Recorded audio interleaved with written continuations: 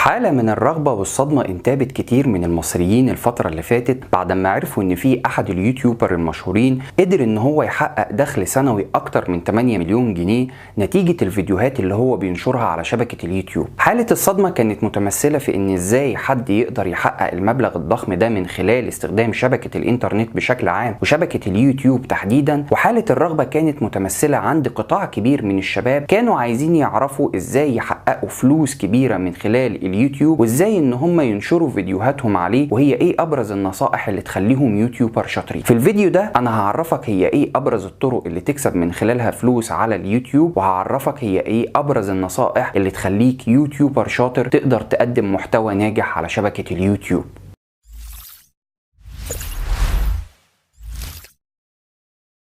ازاي تكسب فلوس من اليوتيوب؟ اول خطوة عشان تكسب فلوس من اليوتيوب لازم يكون عندك حساب جيميل، وحساب الجيميل هيخليك تنشئ قناتك على اليوتيوب اللي هتقدم من خلالها اي محتوى مرئي. المحتوى المرئي ده ممكن يكون محتوى سياسي، اقتصادي، رياضي، فني، اي محتوى تكون بتحبه شايف نفسك تقدر تبدع وتأدي فيه. والدراسات بتقول ان اكتر محتوى بينجح على شبكات التواصل بشكل عام وشبكة اليوتيوب تحديدا هو المحتوى الكوميدي الخفيف والمحتوى المقدم للأطفال والمحتوى المقدم للشباب. تاني خطوة لازم يكون عندك حساب ادسنس، وحساب الادسنس باختصار هو الحساب اللي انت بتجني ارباحك من عليه او بتتحسب ارباحك من خلال المشاهدات اللي بتجيلك على فيديوهاتك من خلاله، ولازم يكون عندك اكتر من 18 سنة عشان تقدر تنشئ حساب الادسنس. ولو انت مش اكبر من 18 سنة ممكن تشوف حد اكبر منك، والدك، والدتك، اختك، اخوك، المهم يكون اكبر من 18 سنة عشان ينشئ لك حساب الادسنس وتتحول الارباح على حسابه البنك. وهنا في نقطة في غاية الأهمية، إن اليوتيوب مش بيديك الفلوس على عدد المشاهدات للفيديوهات الخاصة بيك اللي هو النورمال فيوز، ولكن بيديك الفلوس على عدد المشاهدات اللي شافت الإعلانات اللي بتقدم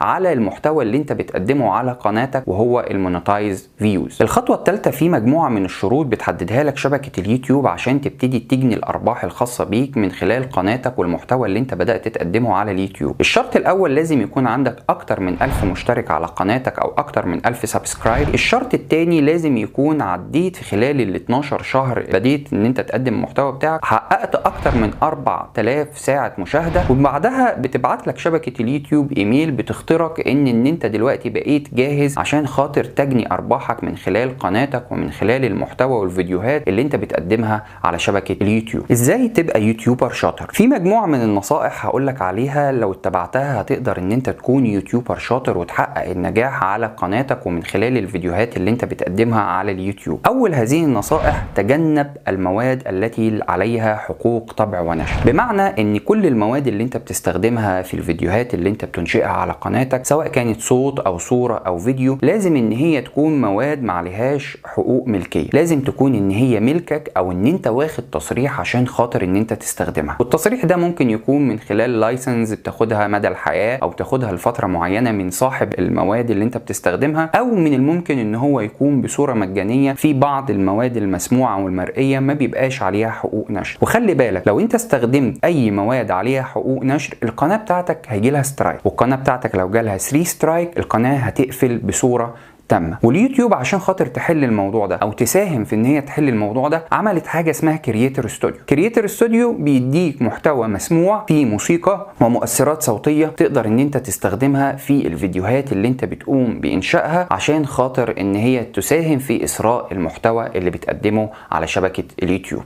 النصيحة التانية: لا تنتظر المعدات اللازمة لتبدأ محتواك على اليوتيوب. من أكبر الأخطاء اللي بيقع فيها اليوتيوبر الجدد إن هم بينتظروا إن هم يشتروا الكاميرا الغالية، وحدة الإضاءة، وحدة المونتاج، الميكروفون الغالي عشان يبتدوا يقدموا المحتوى الخاص بيهم على اليوتيوب. وده أنت ممكن بكل بساطة تتغلب عليه بإن أنت تقدر تستخدم الموبايل الخاص بيك. الموبايل دلوقتي يقدر يقدم لك جودة كويسة جدا سواء من تصوير أو او من صوت او حتى من اضاءة، وفي بعض المعدات المتوفرة اللي هي متوافقة مع الهاتف المحمول وتقدر ان هي تديك جودة كويسة جدا تعبر فيها او تقدم المحتوى الابداعي بتاعك على اليوتيوب. ويعرف ان العالم كله دلوقتي بيتجه لنمط اعلامي جديد اسمه اعلام الهاتف المحمول. واعلام الهاتف المحمول باختصار ان كل القنوات والمؤسسات الاعلامية الكبرى ابتدت ان هي تتخلى عن معدات التصوير والانتاج والبث التقليدية بان هي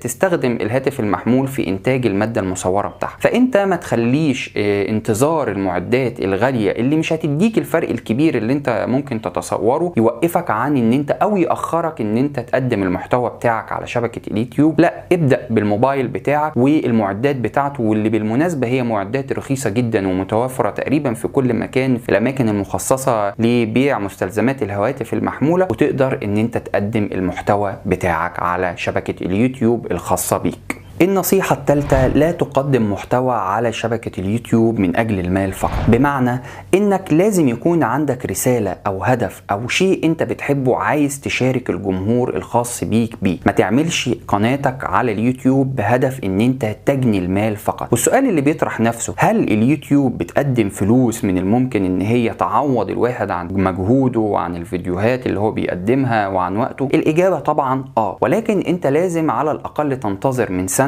لسنتين، وده اقل حاجة عشان تبتدي في الفترة دي تبني جمهورك وتعمل عدد كبير من الفيديوهات وتبتدي تتشهر ويتعرف اسمك وتبتدي تلاقي نمط خاص بيك في وسط عدد الضخم من الفيديوهات اللي بيتم تقديمها على اليوتيوب. فاهم حاجة؟ لازم يكون عندك رسالة وعندك هدف وعندك حاجة عايز توصلها للجمهور اللي انت هتخاطبه على شبكة اليوتيوب. النصيحة الرابعة: قدم محتواك وابدع فيه مهما كان غيرك من اليوتيوبر بيقدموه على شبكة اليوتيوب. في ناس كتير لما بتيجي تبدأ على اليوتيوب بتقول: طب انا هقول ايه جديد؟ انا هقدم ايه اكتر من اللي هو موجود اوريدي على شبكة اليوتيوب؟ في ملايين الفيديوهات اتكلمت على اليوتيوب تقريبا في كل الموضوعات. لا، انت كاريزمتك وشخصيتك ومعلوماتك وادائك هتقدم شيء جديد حتى لو اتكلمت عن نفس الموضوعات اللي غيرك اتكلم فيها، وانت بكده هتسري محتوى شبكة اليوتيوب وهتقدم محتوى جديد. وعندك امثلة كتيرة. شوف المحتوى على سبيل المثال الكوميدي اللي موجود على شبكة اليوتيوب. كتير بيقدموا محتوى كوميدي، لكن كل واحد بيقدمه وفقا لطبيعته ووفقا لشخصيته ووفقا لاسلوبه. فانت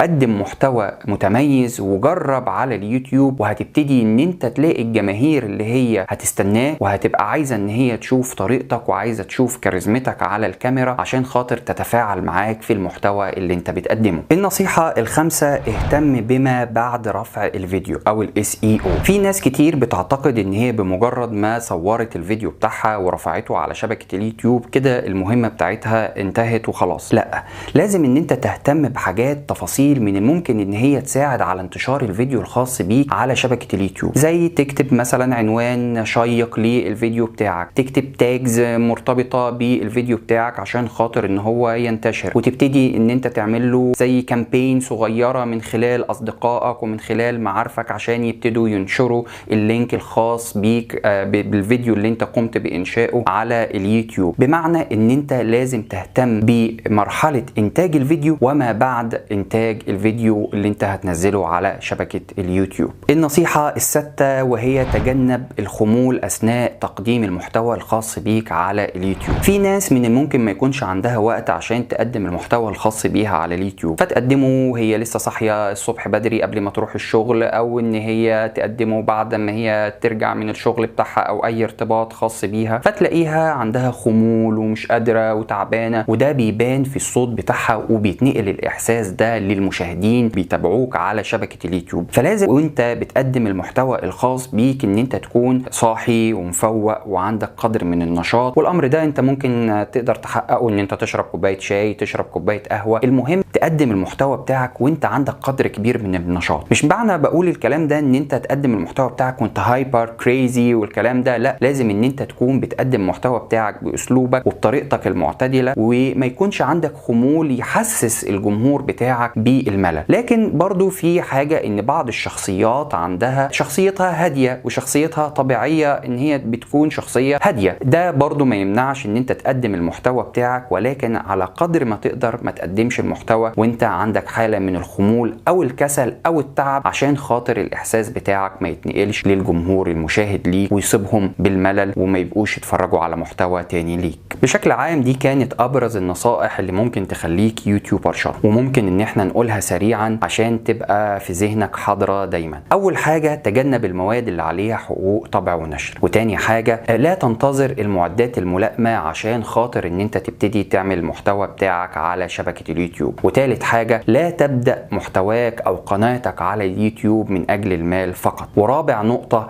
هي ان انت قدم المحتوى بتاعك وابدع فيه حتى لو كان في كتير غيرك بيقدموا نفس المحتوى بتاعك. خامس حاجه، اهتم بمرحله ما بعد رفع الفيديو او SEO، ودي مرحله في غايه الاهميه، هتساعدك كتير في نشر الفيديو بتاعك وخلق كوميونتي خاص بيك وخلق جمهور متابع ليك بصوره كبيره، خاصه عبر شبكات التواصل الاجتماعي. والنصيحه الاخيره، ما تقدمش محتوى الفيديوهات بتاعك وانت عندك حاله من الخمول او الكسل. وبكده لو اتبعت النصائح دي بصوره كبيره وقدمت محتوى ابداعي ومتميز بيعبر عن شخصيتك واسلوبك، هتضمن ان انت هتحقق النجاح بصوره كبيره على شبكه اليوتيوب.